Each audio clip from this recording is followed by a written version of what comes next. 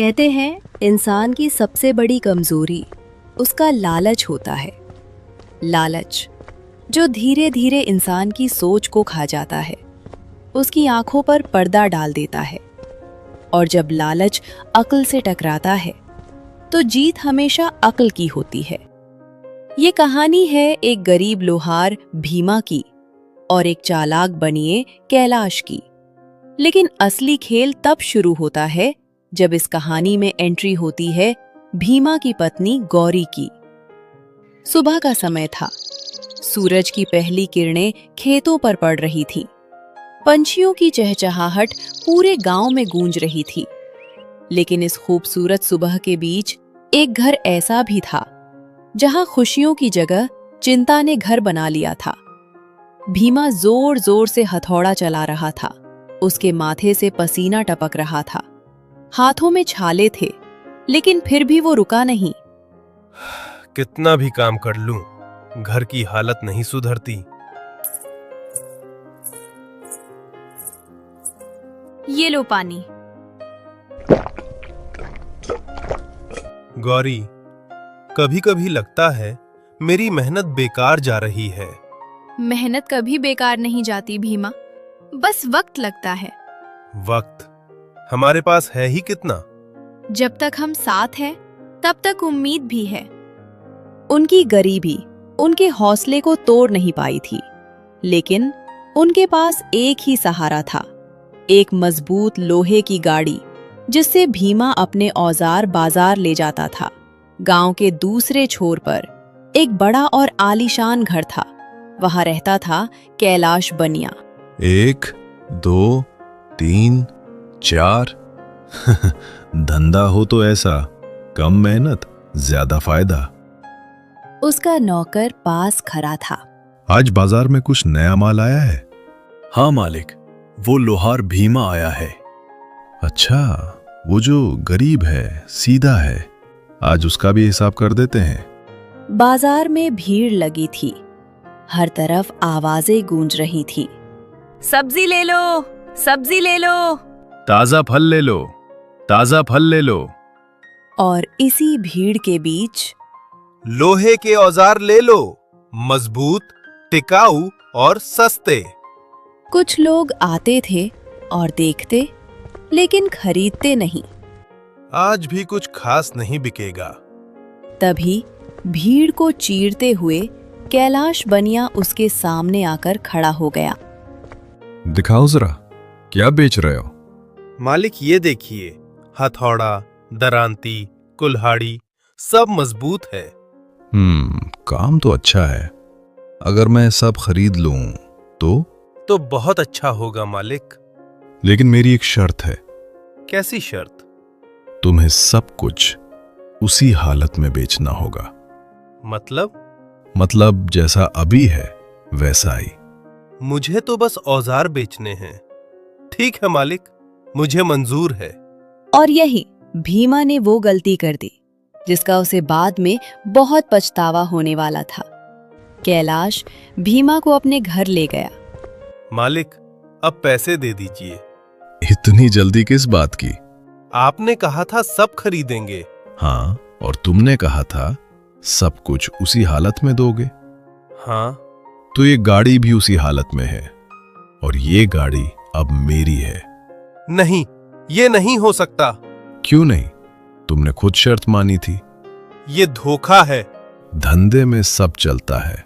भीमा की आंखों में आंसू आ गए। उसकी मेहनत, उसका सहारा सब छिन गया था। भीमा खाली हाथ घर लौटा। क्या हुआ? गाड़ी कहाँ है? सब खत्म हो गया। वो पूरी बात गौरी को बताता है। अब हम क्या करेंगे? अब हम नहीं, अब मैं करूंगी। तुम?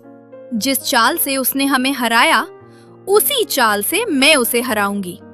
और यहीं से कहानी ने एक नया मोड़ लिया। कल तक भीमा के पास सब कुछ था, उसकी मेहनत, उसका सहारा, उसकी गाड़ी। लेकिन आज वो सब कुछ खो चुका था, एक चालाक बनिए की वजह से। लेकिन कहानी यही खत्म नहीं होती, क्योंकि अब इस कहानी में चाल नहीं, अक्ल चलने वाली थी। रात गहरी हो चुकी थी। आसमान में चांद तो था, लेकिन भीमा के घर में अंधेरा छाया हुआ था। भीमा चुपचाप एक कोने में बैठा था। उसके हाथ कांप रहे थे, आंखें सूजी हुई थीं। गौरी, सब खत्म हो गया। नहीं भीमा, अभी कुछ भी खत्म नहीं हुआ। हमारी गाड़ी, हमारा सहारा। वो गाड़ी गई है, लेकिन हमारा दिमाग नहीं गया। तुम कहना क्या चाहती हो?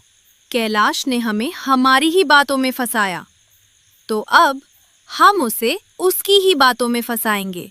लेकिन वो बहुत चालाक है। चालाक है, लेकिन लालची भी है। गौरी की आंखों में अब डर नहीं था, वहां सिर्फ योजना थी। कल मैं बाजार जाऊंगी। तुम? हाँ, और वही खेल खेलूंगी। अगर फिर से धोखा हुआ तो? इस बार धोखा नहीं होगा, इस बार सबक होगा। उस रात नींद किसी की आंखों में नहीं थी, लेकिन एक तरफ था डर और दूसरी तरफ बदला नहीं, न्याय का इरादा। अगली सुबह गांव में फिर वही चहल पहल थी, लेकिन आज कुछ अलग था। आज भीमा नहीं, गौरी बाजार जा रही थी। आज सच सामने आएगा। सावधान रहना। अब डरने की बारी उसकी है। बाजार में आज भी भीड़ थी, लेकिन जैसे ही लोगों ने गौरी को देखा, सब हैरान हो गए। अरे, ये तो भीमा की पत्नी है। ये यहाँ क्या कर रही है? लोहे के औजार ले लो, मजबूत और सस्ते। उसकी आवाज में ऐसा आत्मविश्वास था कि लोग रुकने लगे। तभी दूर से कैलाश बनिया आता हुआ दिखा। वाह, आज तो किस्मत खुद चलकर आई है। अरे तुम? हाँ, बेचने आई हूँ। क्या बेचोगी? वही जो तुमने कल खरीदा था। तो फिर आज भी सौदा करते हैं। क्या भाव है? 6 सिक्के। मंजूर, लेकिन शर्त वही रहेगी।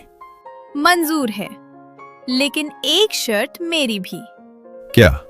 आप भी पैसे उसी हालत में देंगे। इतनी सी बात? मंजूर है। भीड़ अब इकट्ठा होने लगी थी। सबको कुछ गड़बड़ लग रहा था। जैसा कल हुआ था, वैसा ही आज फिर हुआ। अब ये सारे औजार भी मेरे? हाँ हाँ, यही शर्त थी। ठीक है। कैलाश को लगा आज फिर उसने जीत लिया, लेकिन असल खेल अब शुरू हुआ था। अब मेरी बात सुनो। क्या? तुम्हारे सिक्के कहाँ हैं? मेरे थैले में है भला, और कहाँ होंगे? और थैला कहाँ है? मेरे कंधे पर। सबने सुना? तो शर्त के अनुसार मुझे सिक्के उसी हालत में मिलेंगे, और क्योंकि थैला कंधे पर है, इसलिए तुम्हारा पूरा कंधा भी मेरा हुआ। पूरा बाजार एकदम शांत हो गया। फिर अचानक, सही कहा, शर्त तो यही थी। अब बच नहीं सकता। नहीं, ये गलत है। गलत? जब तुमने हमें लूटा था तब सही था। मैं तो मजाक कर रहा था। हमारे साथ भी मजाक ही किया था। कैलाश का चेहरा पीला पड़ गया।